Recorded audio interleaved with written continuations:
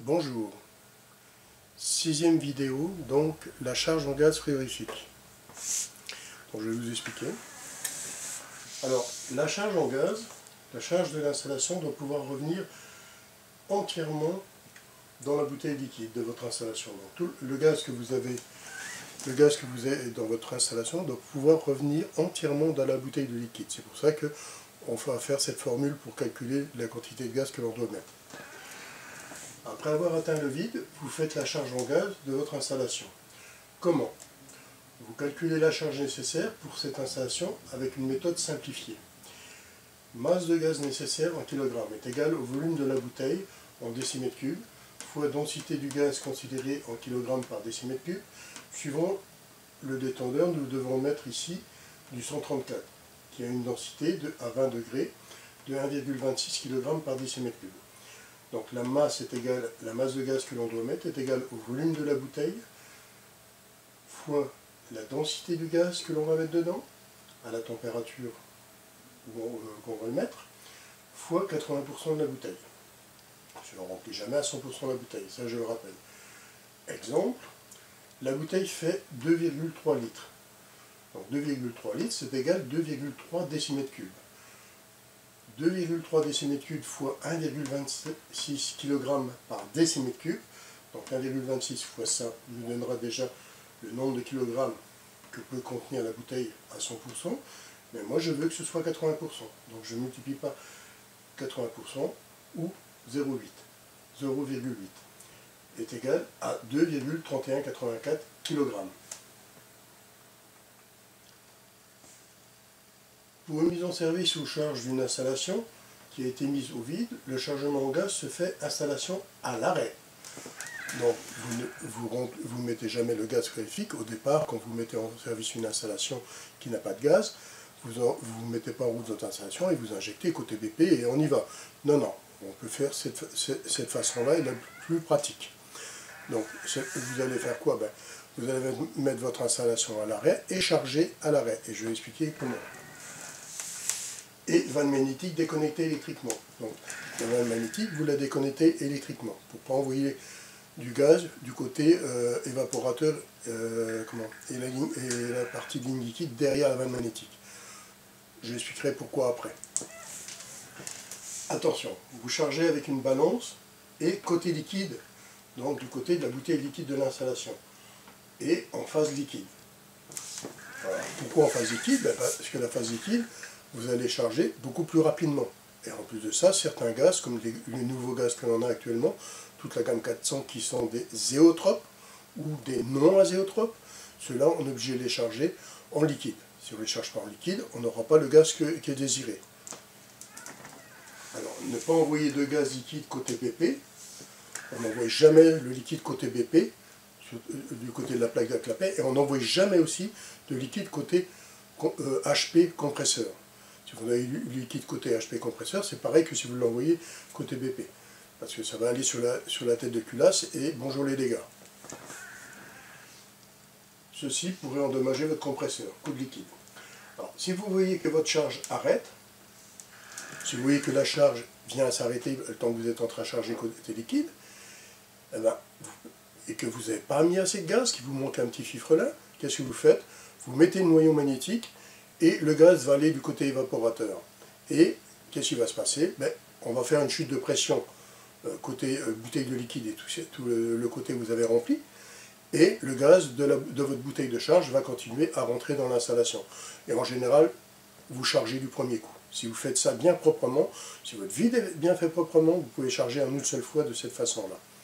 Si par exemple vous n'avez pas chargé à 100%, qu'il vous manquerait encore un petit peu, à ce moment-là, quand vous mettrez en route votre installation, vous pourrez renvoyer un peu de gaz à l'état liquide côté BP, mais en contrôlant bien que vous ne mettez pas trop de liquide sur le côté BP. Mais installation en marche, je dis bien installation en marche, jamais à l'arrêt côté BP. Donc vous mettez en route, vous faites un petit complément côté liquide, mais de façon que quand le gaz arrive, il ait le temps de s'évaporer et qu'il n'arrive pas à l'état liquide. Donc vous chargez un tout petit peu par à coup. Ok? Alors la charge en gaz, on voit que le côté BP est fermé. la vanne magnétique est déconnectée, vanne magnétique déconnectée, fermée, le noyau retiré. Donc ici, ma bouteille de gaz elle est sur une balance, et j'envoie le gaz frigorifique sur ce tuyau-là, qui est le flexible jaune, avec la petite vanne qui est ici. J'ouvre cette petite vanne-là, j'envoie jusque-là. Cette vanne-là, je la laisse fermée. Je vais expliquer pourquoi. Et cette vanne-là, elle est déjà ouverte. Cette vanne-là est fermée aussi. Donc celle-ci est fermée vers l'arrière. Celle-ci, elle est légèrement ouverte, donc la bille à peu près à un quart, à un demi-tour de là. Bon, pourquoi? Ben parce que j'ai mon liquide qui est jusque-là, jusque-là, et arrive là. Ici, c'est ouvert. J'ouvre en une seule fois cette vanne-là. Et en général, en ouvrant une seule fois cette vanne-là, brusquement, je l'ouvre, et j'y touche plus après, hein, tant que je n'ai pas ma quantité de gaz qui est lue sur ma balance. Donc ça veut dire quoi? Ben, j'ouvre un coup sec et je laisse charger. Je ne m'amuse pas à jouer avec le robinet, parce que si je joue avec le robinet, comme beaucoup font, ben, je stoppe ma charge. Et là, je vais avoir un petit problème, je vais être obligé d'envoyer je ne sais pas combien de kilos du côté de la BP. Okay, donc ça, c'est complètement idiot.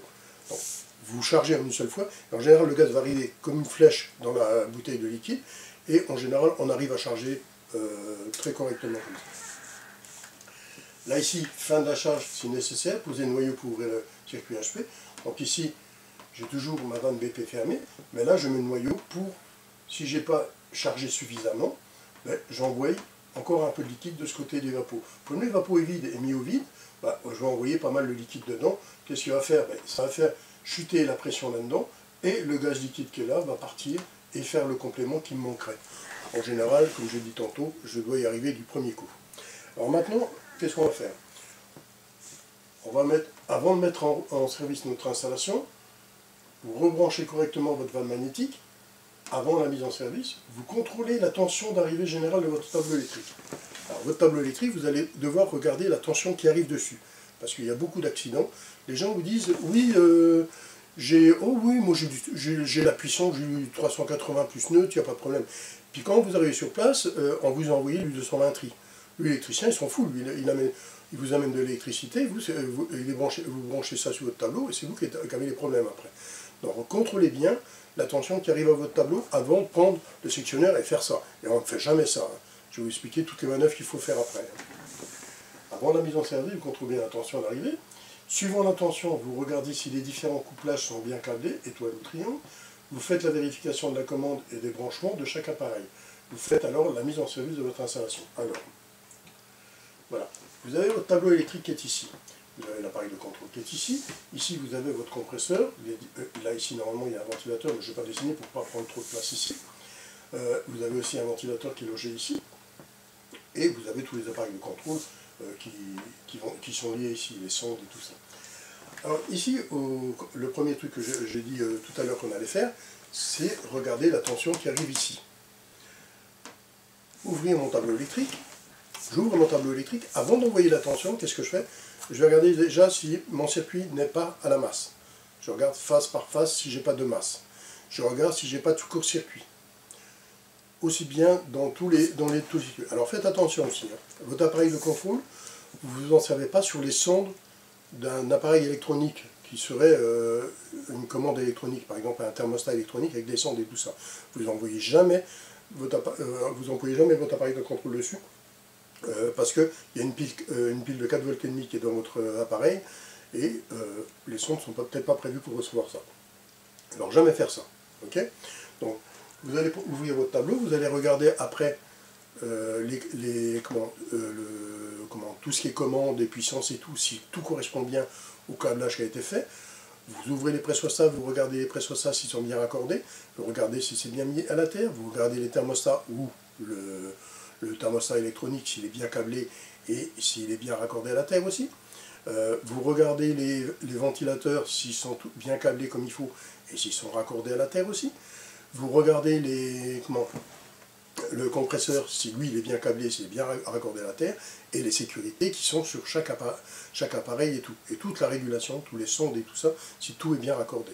Donc ça c'est avant de faire la mise en service. C'est très très très important. Et vous faites ça dans les règles de l'art. Ok? Donc ici, on va arrêter ici pour continuer après sur la prise de notes de toute la mise en service. Ok? Allez, à bientôt, bonne soirée.